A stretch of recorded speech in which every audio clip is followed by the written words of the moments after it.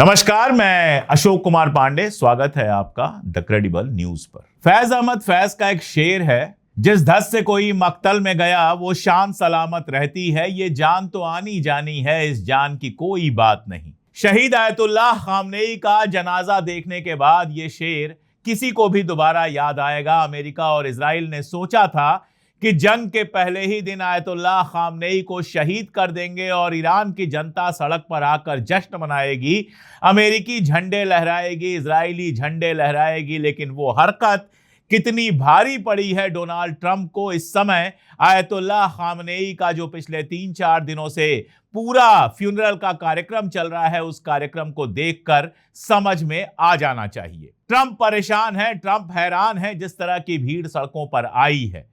कहा जा रहा है कि 20 लाख से ज्यादा लोग सड़कों पर आए। लोगों की आंख में आंसू थे। लोग शहीद आयतुल्लाह खामनेई के नारे लगा रहे थे, ईरान इजराइल मुर्दाबाद के नारे लगा रहे थे। और ऐसा नहीं कि यह भीड़ केवल तेहरान में रही। तेहरान में तो जबरदस्त भीड़ थी ही, लेकिन कुंभ में, जो शियाओं का मेन शहर माना जाता है कुंभ, वहां पर जो जुलूस निकला है, जो अंतिम यात्रा निकली है, वहां पर भी लाखों लोग उनको अंतिम विदाई देने के लिए पहुंचे हैं। जमकरान मस्जिद, जो वहां की प्रसिद्ध मस्जिद है, वहां पर जिस तरह की भीड़ आई है, कहा यह जा रहा है कि अभी के वक्त के इतिहास के, अभी हालिया अगर 100-200 सालों का इतिहास देखें तो इस इतिहास में किसी लीडर के लिए, किसी मुल्क में ऐसी भीड़ नहीं निकली जैसी शहीद आयतुल्लाह खामनेई के लिए निकली है। दुनिया भर से लोग आए हैं, हिंदुस्तान से भी आप जानते हैं कि गवर्नमेंट ने भी अपना डेलीगेशन भेजा है, और इसके अलावा भी हिंदू संत, सिख, सारे लोग पहुंचे हैं। शिया लीडर्स तो पहुंचे ही हैं।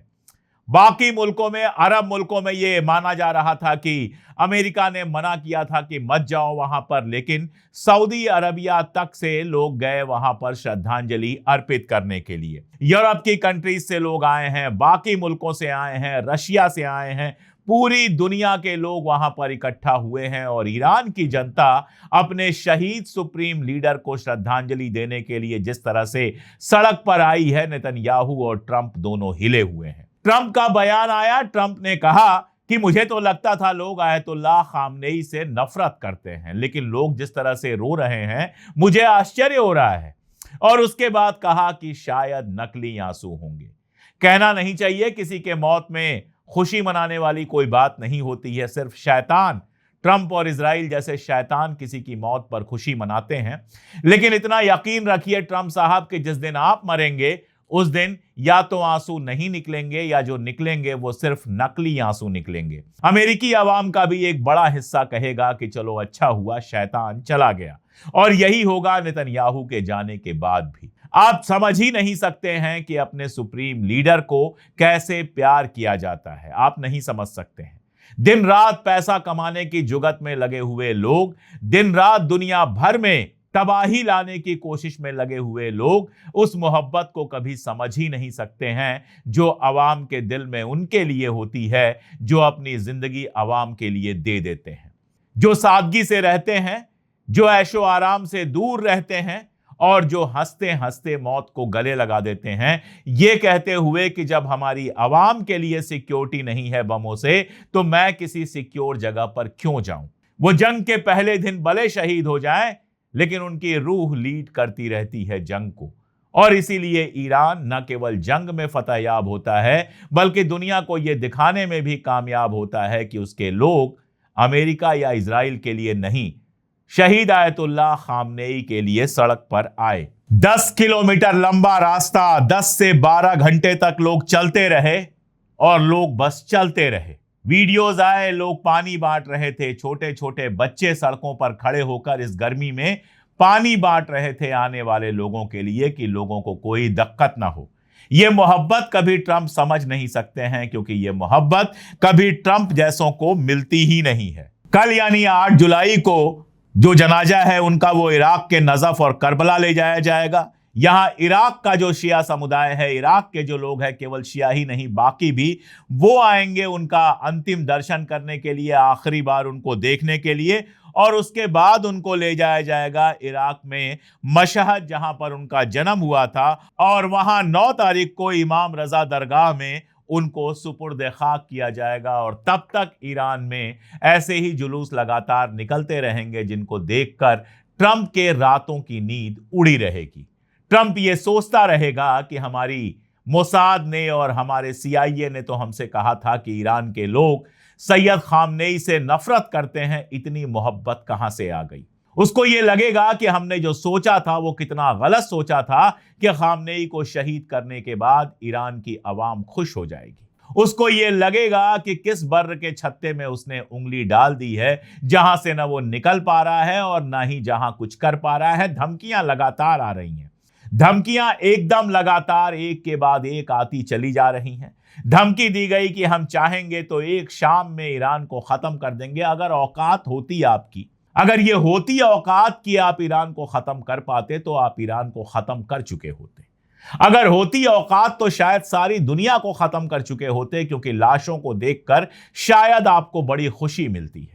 शैतान होते ही ऐसे हैं, ये कोई नई चीज नहीं है। शैतान होते ही ऐसे हैं जिनको लाशों को देखकर, लहू को देखकर खुशी मिलती है। इंसान होते हैं जिनको लाश और लहू को देखकर दर्द होता है, जो दूसरों के दर्द में भी शामिल होते हैं। वो तो इंसान होते हैं। जो शैतान हैं वो सिर्फ मारने काटने की धमकी दे सकते हैं। एक और बात, जब डर अंदर बहुत ज्यादा भरा हुआ हो, जब इजराइल की 90% जनता ये मानती हो कि इस जंग में बुरी तरह से हारा है इजराइल, और अमेरिका की 70% से ज्यादा जनता ये मानती हो कि इस जंग में बुरी तरह से हारा है अमेरिका, जब दुनिया ने देखा हो कि तुम्हारे जो जहाज तुम कहते थे कि इनका कोई कुछ नहीं बिगाड़ सकता, वो ईरान की जमीन पर गिरे, जब दुनिया ने देखा हो कि तुम्हारे पानी के जहाज पर किस तरह से आग लगी ईरानी मिसाइलों से, और तुमने झूठ बोला कि किचन में आग लग गई है, थोड़ी बहुत प्रॉब्लम है, और फिर पता चला कि उसको बनने में तो बरसों लगेगा।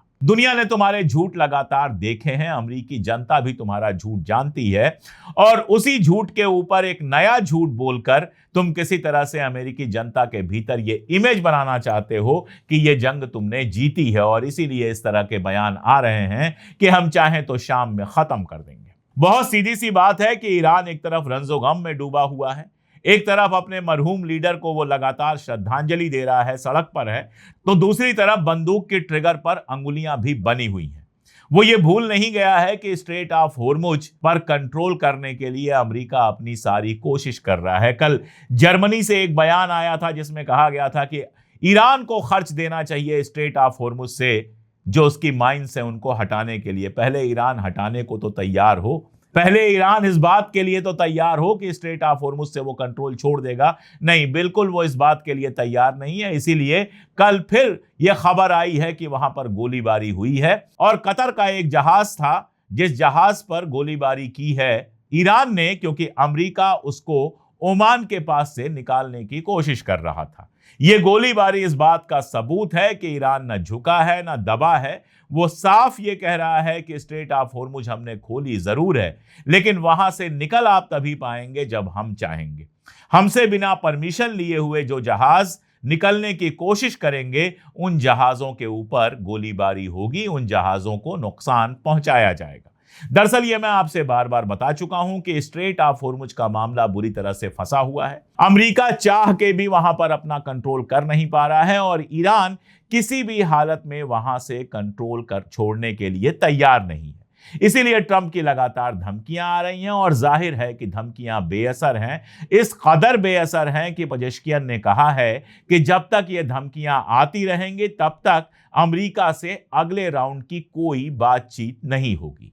इधर एक बहुत मजेदार बात आई है। आपको याद होगा नेतन्याहू से जब यह कहा गया कि जेडी वांस कह रहा है कि अमेरिका के अलावा तुम्हारा कोई दोस्त नहीं है, तो नेतन्याहू ने कहा कि हिंदुस्तान के 140 करोड़ लोग हमारे दोस्त हैं।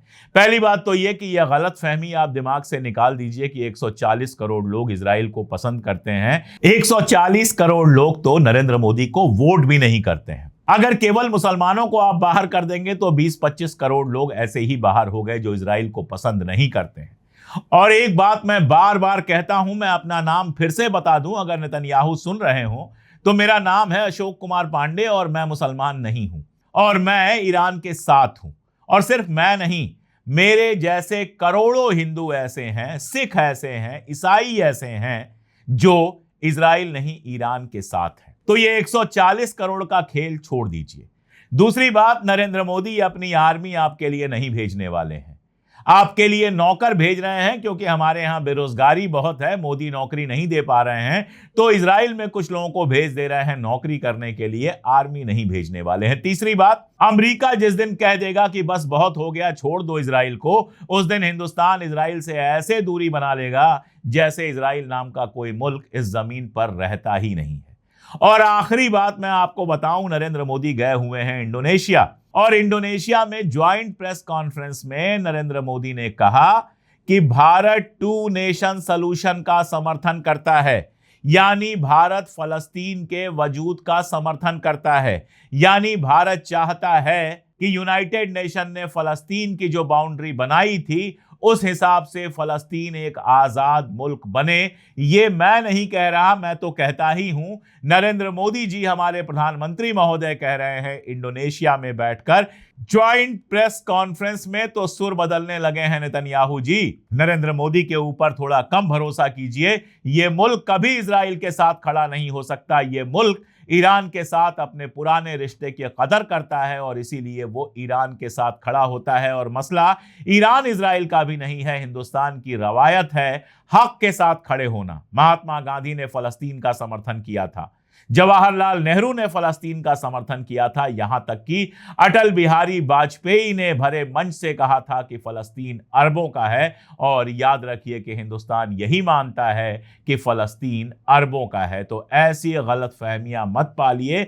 ऐसी गलतफहमियां सिर्फ इतना बता रही हैं कि दुनिया में आप कितने अकेले हो गए हैं। गजा से भी एक डेवलपमेंट हुआ है, उस डेवलपमेंट के बारे में भी जानना चाहिए। हमास ने अपनी गवर्नमेंट को भंग कर दिया है। आप जानते हैं तकरीबन 20-22 साल पहले हमास ने इलेक्शन जीता था और उसके बाद से गजा के ऊपर उसका ही कब्जा था।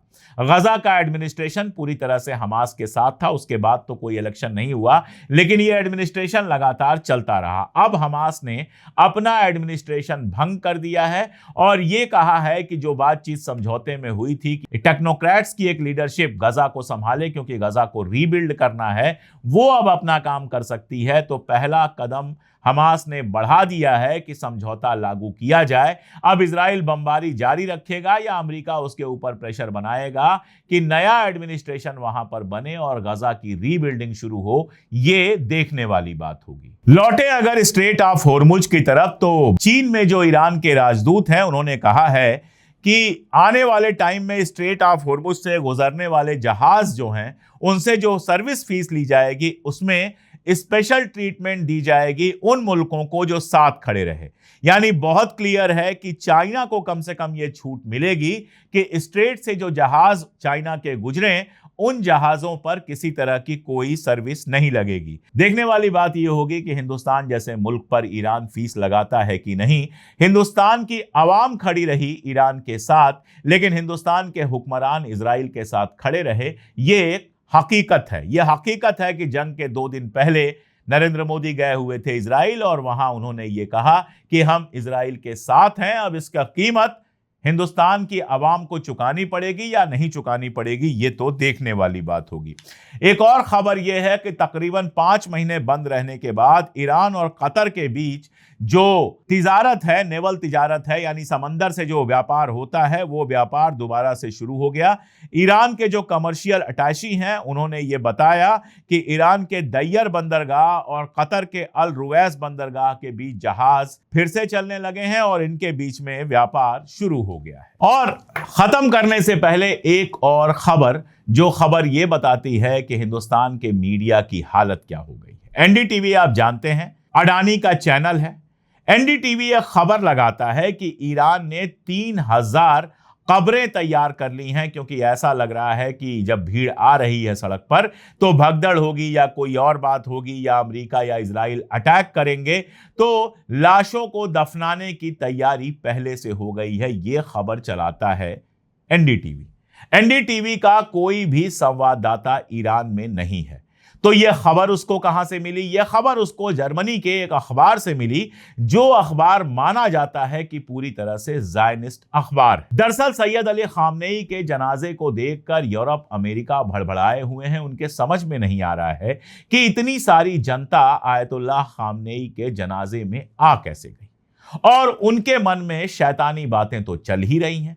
ट्रंप का बयान आपको याद होगा, उसने कहा था कि सारे लीडर्स जो हैं वो उस समय एक ही जगह पर हैं जिस समय ये जनाजा चल रहा है, तो हमारे लिए बड़ा आसान है, एक बार में हम सबको खत्म कर सकते हैं, लेकिन हम ऐसा नहीं करेंगे, क्योंकि ऐसा हो गया तो हम बातचीत किससे करेंगे। आप सोचिए, यह ख्याल आना ही कितना शैतानी है। आप सोचिए, किसी की मैयत जा रही हो, चाहे वो हिंदू हो, चाहे मुसलमान हो, चाहे सिख हो, चाहे ईसाई हो, चाहे आपका दुश्मन भी हो, कभी आपने सुना है कि किसी के मैयत पर अटैक किया गया? कभी नहीं। सड़क पर से अगर कोई मैयत गुजर रही है, राम नाम सत्य है लोग कह रहे हैं, तो क्या होता है? आप हाथ जोड़ लेते हैं, सर झुका देते हैं। किसी की लाश जा रही हो तो उस समय दिल में दर्द ही होता है कि किसी के घर का कोई इंसान मर गया।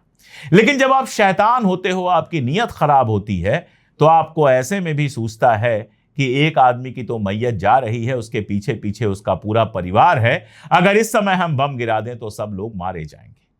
और यही सोच रहा था ट्रंप की सारे लीडर्स जो हैं, सारे ईरानी लीडर्स इस समय वहां पर शामिल हैं, उनके ऊपर अगर एक बम गिरा दें तो सारी की सारी ईरान की लीडरशिप मारी जाएगी। जैसे खामनेई साहब के शहीद होने से ईरान नहीं हारा, अगर सारी लीडरशिप मार दी जाएगी तो भी ईरान नहीं हारेगा, नए लीडर पैदा हो जाएंगे। लेकिन यह ख्याल आया, और इन्हीं सब ख्यालों के, इन्हीं सब खाम ख्याली को ध्यान में रखते हुए एनडीटीवी ने एक जर्मन अखबार के हवाले से यह खबर छाप दी कि 3000 कब्रें तैयार रखी गई हैं मुर्दों को दफन करने के लिए, जो खामनेई साहब के जनाजे के दौरान मारे जाएंगे। यह बताता है कि आपकी नीयत कितनी खराब है। और आप सोचिए, कितनी बेइज्जती होती है जब ईरान की एम्बेसी इसको खारिज करती है और उसके बाद आपको खबर हटानी पड़ती है। मैं गोदी मीडिया से कहना चाहता हूं कि नहीं बर्दाश्त कर पा रहे हो तो ब्लैकआउट कर दो। मत दिखाओ किस तरह का जनाजा है, मत दिखाओ कितने लोग सड़क पर आए हैं, खामोश रहो, कोई बात नहीं। तुम्हारे दिखाने ना दिखाने से हकीकत बदल नहीं जाएगी। लेकिन प्लीज ऐसी फर्जी खबरें चलाकर हमारे मुल्क को और ज्यादा बेइज्जत मत करो। पहले ही ऑपरेशन सिंदूर के दौरान तुमने जिस तरह से दिखाया, कराची कब्जा हो गया, ये कब्जा हो गया, इस्लामाबाद कब्जा हो गया, आसिम मुनीर गिरफ्तार हो गया, शहबाज शरीफ भाग गया, पहले ही तुमने जो ये कुछ दिखाया है उससे हमारी बहुत बेइज्जती हुई है इंटरनेशनल। अब प्लीज खामोश रहो। मोदी जी गए हैं इंडोनेशिया, नाच दिखाओ, पुरस्कार दिखाओ, बाकी सब दिखाओ, लेकिन फर्जी खबर ना चलाओ, क्योंकि फर्जी खबरें देश को बदनाम करती हैं, ईरान के साथ हमारे रिश्तों को खराब करती हैं, जो पहले ही बहुत अच्छे नहीं रह गए। अपने मालिक को खुश करने के लिए इस कदर मत गिरो। अगर आंख है तुम्हारे पास तो आंखें खोल के देखो। वीडियो सारे सोशल मीडिया पर भरे पड़े हैं, और यह महसूस करो कि अपने लीडर के लिए मोहब्बत कैसी होती है। याद करो, जब जवाहरलाल नेहरू मरे थे तो कैसी भीड़ सड़कों पर आई थी। याद करो, जब महात्मा गांधी मरे थे तो कैसी भीड़ सड़कों पर आई थी। इसलिए आई थी क्योंकि लोग उनसे मोहब्बत करते थे। तो आयतुल्लाह अली खामनेई के लिए भी अगर ये भीड़ आई है तो इसलिए आई है क्योंकि ईरान और दुनिया के लोग उनसे मोहब्बत करते थे। ये मोहब्बत करने वालों की भीड़ है। समझ सको तो समझने की कोशिश करो, और ना समझ आए तो कम से कम खामोश रहो। इसी में तुम्हारी, देश की और हमारी, हम सब की भलाई है। समझ में आए तो ठीक है, नहीं समझ में आए तो करते रहो। अपनी बेइज्जती भी कराओ और हमारे मुल्क की बेइज्जती तो करा ही रहे हो। खैर, ईरान पर जो भी अपडेट्स आएंगी मैं लगातार अपडेट करता रहूंगा। अभी अपनी तरफ से और अपनी टीम की तरफ से मैं भी आयतुल्लाह अली खामनेई को श्रद्धांजलि अर्पित करता हूं, और उम्मीद करता हूं कि अमेरिका और इजराइल को जरा सी नीयत मिलेगी, जरा सा दिमाग मिलेगा, समझौते की तरफ आगे बढ़ेंगे। क्योंकि आग अगर अब उन्होंने लगाई तो आग कितनी बड़ी होगी उसकी कल्पना करना भी मुश्किल है। आज के लिए इतना ही, बहुत शुक्रिया।